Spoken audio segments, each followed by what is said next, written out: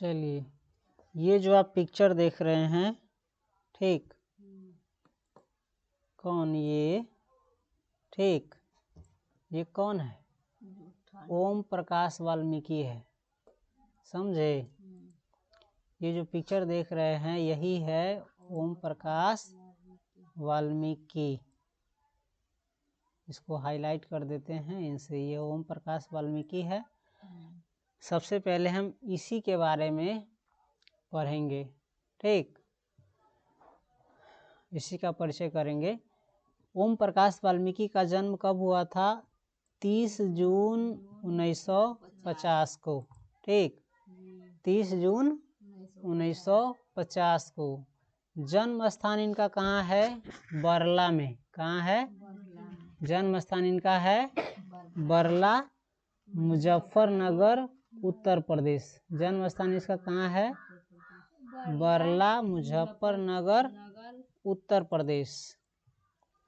इनके माता एवं पिता का नाम क्या है? माता का नाम है मकुंदी देवी और पिता का नाम है छोटन लाल। ये सब याद रख लीजिएगा, परीक्षा के दृष्टिकोण से जरूरी है।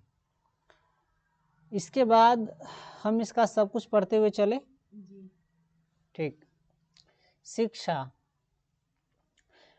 अक्षर ज्ञान का प्रारंभ मास्टर सेवक राम मसीही के खुले बिना कमरे बिना टाट चटाई वाले स्कूल से। इसका शुरुआती जो पढ़ाई हुआ अक्षर ज्ञान कहाँ हुआ? मास्टर सेवक राम मसीही के यहाँ, ठीक है। कैसा जगह था? खुला था, खिड़की नहीं था, बिना कमरा का यानी बाहर, कमरा में भी नहीं पढ़ा, बिना टाट चटाई वाले स्कूल से, यानी न वहाँ पर बिछा अथी वाला बोरा चट्टी उट्टी चटैया उटैया कुछ नहीं, बस खुला स्कूल में हुआ, ठीक। उसके बाद बेसिक प्राइमरी स्कूल में दाखिला। उसके बाद इसका नाम कहाँ लिखाया? बेसिक प्राइमरी स्कूल में इसका एडमिशन हुआ। 11वीं की परीक्षा बरला इंटर कॉलेज, यानी ये अपना 11वीं की परीक्षा कहाँ से दिए? बरला इंटर कॉलेज से, और बरला से ही उत्तीर्ण हुए, बरला से ये पास भी हो गए। लेकिन 12वीं की परीक्षा में अनुत्तीर्ण, 12वीं की परीक्षा में क्या हो गए? अनुत्तीर्ण हो गए, यानी फेल हो गए। फलस्वरूप यानी जिसके कारण बरला कॉलेज छोड़कर DAV इंटर कॉलेज देहरादून में दाखिला। ये फेल हो गया उसमें, इसके कारण क्या हुआ? वो कॉलेज छोड़ दिए और DAV इंटर कॉलेज में देहरादून में जो पढ़ता है उसमें नाम लिखा है। कई वर्षों तक पढ़ाई बाधित, यानी इसका पढ़ाई जो है कई वर्षों तक क्या रहा? बाधित रहा, समझे, यानी रुका रहा। 1992 में हेमवंती नंदन बहुगुणा गढ़वाल श्रीनगर विश्वविद्यालय से MA की। 1992 में क्या किए? ये MA किए, किससे? हेमवंती नंदन बहुगुणा गढ़वाल श्रीनगर विश्वविद्यालय से। उसके बाद है वृत्ति। वृत्ति यानी पेशा को कहते हैं, कोई आदमी जो काम करता है अपने जीवन यापन के लिए, उसी को कहा जाता है वृत्ति। 12वीं कक्षा में ही ऑर्डिनेंस फैक्ट्री देहरादून में अप्रेंटिस की नौकरी, फिर ऑर्डिनेंस फैक्ट्री चांदा जो चंदपुर महाराष्ट्र में है, ड्राफ्टमैन की नौकरी किए, ड्राफ्टमैन की। संप्रति भारत सरकार के रक्षा मंत्रालय के उत्पादन विभाग के अधीन ऑर्डिनेंस फैक्ट्री की ऑप्टो इलेक्ट्रॉनिक्स फैक्ट्री देहरादून में अधिकारी के रूप में कार्यरत। उसके बाद सम्मान, ये जरूरी है, इसको मिला डॉक्टर अंबेडकर राष्ट्रीय पुरस्कार, किस में? 1993 में। फिर मिला परिवेश सम्मान 1995 में। उसके बाद जय श्री सम्मान भी मिला 1996 में। उसके बाद कथा क्रम सम्मान भी मिला 2000 में। उसके बाद कृतियाँ यानी रचनाएं, इन्होंने क्या क्या लिखा वो। सबसे पहला लिखा जूठन। क्या लिखा? जूठन ये आत्मकथा, यानी जूठन ये अपने बारे में लिखे, इनके जीवन में जो घटनाएं हुई उसके बारे में लिखा। उसके बाद सलाम, घुसपैठिए, ये कहानी संग्रह है। घुसपैठिए क्या है? कहानी संग्रह है, यानी कोई किताब होता है ना, तो ये किताब है किस नाम से? घुसपैठिए नाम से। और इसमें क्या है? कहानी का संग्रह है, यानी कई गो कहानी इसके अंतर्गत अंदर में लिखा हुआ है। उसके बाद है सदियों का संताप, बस इसी में है, बस बहुत हो चुका। ठीक है, कोई चीज़ ज़्यादा हो जाए तो नहीं आदमी बोल देता है बस अब बहुत ज़्यादा हो गई, अब इससे ज़्यादा ना, तो वही है बस बहुत हो चुका। अब और नहीं, अब और नहीं क्या है, कविता संकलन है। और नहीं भी क्या है, अब और नहीं क्या है, कविता संकलन, यानी ये भी किताब है एक जिसमें कविताओं का संग्रह है, कई सारी कविताएं लिखी हुई है। उसके बाद है दलित साहित्य का सौंदर्य शास्त्र, ये आलोचना है। उसके बाद है महाराष्ट्र में मेघदूत नाम की नाट्य संस्था स्थापित की। महाराष्ट्र में क्या किए, ये मेघदूत नाम की नाट्य संस्था स्थापित की। इस संस्था के माध्यम से अनेक नाटकों में अभिनय के साथ साथ मंचन निर्देशन भी किया। और इस संस्था के माध्यम से क्या किए, ये कई नाटकों में एक्टिंग किए।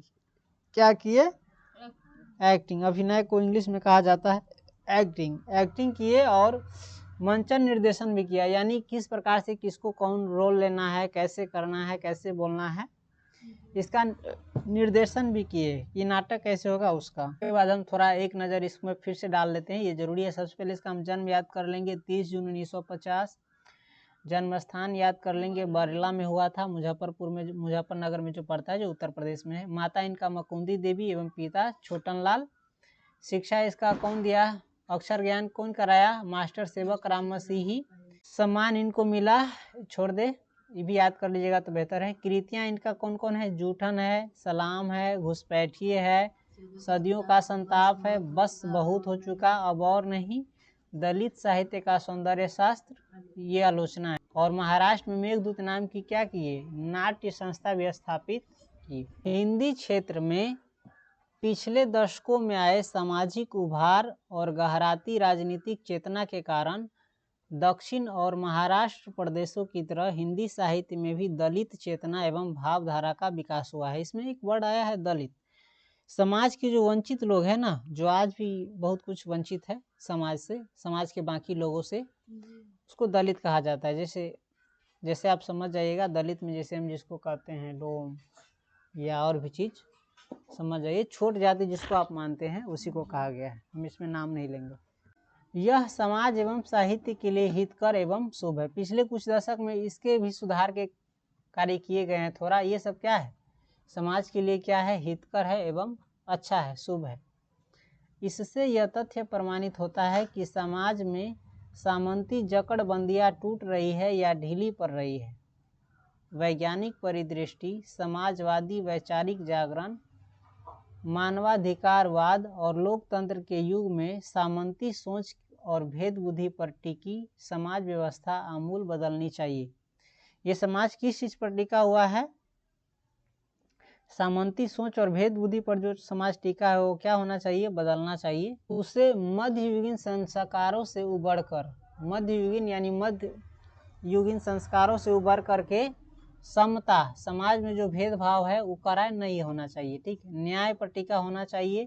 बंधुत्व यानी एक दूसरे से मेल मिलाप जो हो उस पर टिका होना चाहिए। और सामाजिक सद्भाव की दिशा में अपना कायाकल्प करना चाहिए। समाज में क्या रहना चाहिए, सद्भाव, यानी सभी के लिए अच्छा भाव। सामाजिक, राजनीतिक, सांस्कृतिक क्षेत्रों में दिखाई पड़ते पिछड़ा, दलित उभार और संप्रदाय, जाति, लिंग आदि के विभेदों के विरुद्ध आंदोलन के पीछे की कामना, संकल्प और विचार का यही सार है। ओम प्रकाश वाल्मीकि हिंदी आंदोलन से जुड़े महत्वपूर्ण रचनाकार है। उनके साहित्य में महज आक्रोश और प्रतिक्रिया से परे समता, न्याय और मानवीयता पर टिकी एक नई पूर्णतर सामाजिक चेतना और संस्कृति बोध की आहट है। वे सिर्फ किन्हीं विचारधाराओं के संसर्ग और ताप पर निर्भर समीकरणों और फॉर्मूलों के सहारे नहीं लिखते। उनके लेखन में उनके अपने जीवन अनुभवों की सच्चाई और वास्तव बोध से उपजी नवीन रचना संस्कृति की अभिव्यक्ति होती है। दलित जीवन के रोष और आक्रोश को वे अपने संवेदनात्मक रचना अनुभवों की भट्ठी में गलाकर रचना की एक नई इबारत पेश करते हैं, जिसका परिप्रेक्ष्य व्यापक अर्थों में मानवीय है। ओम प्रकाश वाल्मीकि की आत्मकथा जूठन ने व्यापक पाठक वर्ग का ध्यान आकृष्ट किया था। उनकी आत्मकथा का यहाँ प्रस्तुत संकलित अंश वानगी के रूप में है। इस अंश से संपूर्ण आत्मकथा पढ़ने की प्रेरणा जगती है। आत्मकथा और उसका यहाँ संकलित अंश अनतिरंजित और वास्तविक है। वास्तविकता की माटी और पानी सरीखा रंग ही इसके रचनात्मक गद्य की विशेषता है। अपनी संवेदना और मर्म स्पर्शिता के कारण प्रस्तुत अंश मन पर गहरा असर छोड़ जाता है।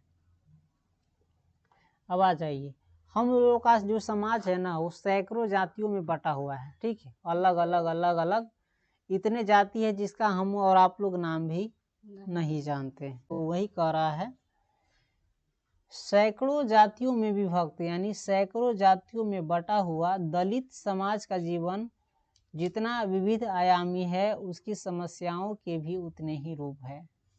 प्रत्येक जाति की कुछ विशिष्ट समस्याएं हैं, किंतु अभाव और उत्पीड़न सभी दलित जातियों का सामान्य और सबसे बड़ा सत्य है। ठीक, सभी जाति में क्या है, कुछ विशेष प्रकार की समस्या है, लेकिन दलित जाति में जो है ना, क्या है, अभाव यानी कमी, गरीबी जिसे आप कह सकते हैं, और उत्पीड़न यानी दुख सबसे ज़्यादा है। किस में? दलित समाज में। दलित जाति को हजारों सालों से दलितों के अन्याय, अपमान, उत्पीड़न और अभाव के पीछे प्रमुख कारण उनका अशिक्षित होना रहा है। हजारों साल से जो दलितों के साथ अन्याय हुआ, अपमान हुआ, उसे जो दुख दिया गया, चाहे जो आज तक उसका गरीबी बना हुआ है, अभाव बना हुआ है, इसके पीछे मुख्य कारण क्या है? प्रमुख कारण अशिक्षित होना है, क्योंकि इस समाज से पढ़े लिखे लोगों की संख्या कम है। इस समाज में ज़्यादा पढ़ा लिखा आदमी नहीं, और जो पढ़ा लिखा आदमी होता है उस पर कोई भी अन्याय नहीं कर पाता है। ठीक है, इसलिए पढ़ा लिखा होना जरूरी है। अशिक्षित होने के कारण दलित न तो अपने विरुद्ध रचे गए शास्त्रीय विधानों को ठीक से समझ सके और न उनका प्रतिकार कर सके, बल्कि इसके विपरीत वे इस शास्त्र सम्मत शोषण को अपनी नियति मानते रहे। अशिक्षित होने के कारण क्या है?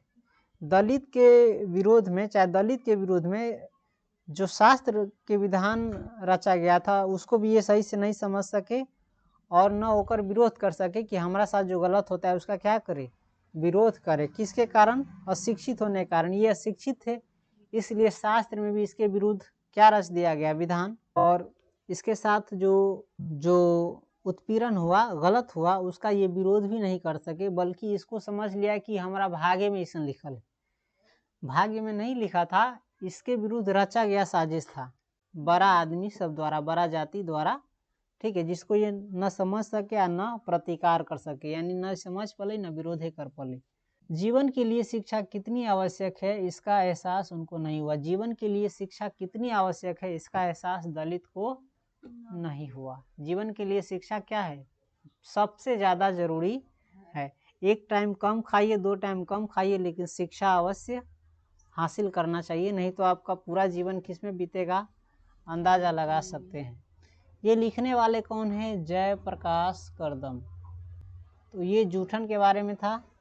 जूठन के जो लेखक था कौन? जूठन के जो लेखक है ओम प्रकाश वाल्मीकि, इनके बारे में कुछ लिखा गया था और इसमें आपको कुछ बता दिया गया है जो हमारे समाज में दलित के प्रति जो होता है ना, शोषण होता है, उसके साथ अन्याय होता है, इसके बारे में भी लिखा गया। और ये अन्याय हम और आप सभी लोग करते हैं, जो पता चलता है, लेकिन अपने आप को जब समझ लेता है ज़्यादा अथी, तो तुमको कैसे एहसास होगा? सब कुछ का पता चलता है हमको, लेकिन हम लोग उतना सोचते नहीं। हाँ, क्योंकि अपने साथ नहीं होता है। अपने साथ होता है तो आदमी ज़्यादा सोचता है, अपने साथ नहीं होता है तो आपको लगता है कि हम गलती नहीं कर रहे हैं। तो इस पर ध्यान देना चाहिए, इंसान बनना चाहिए।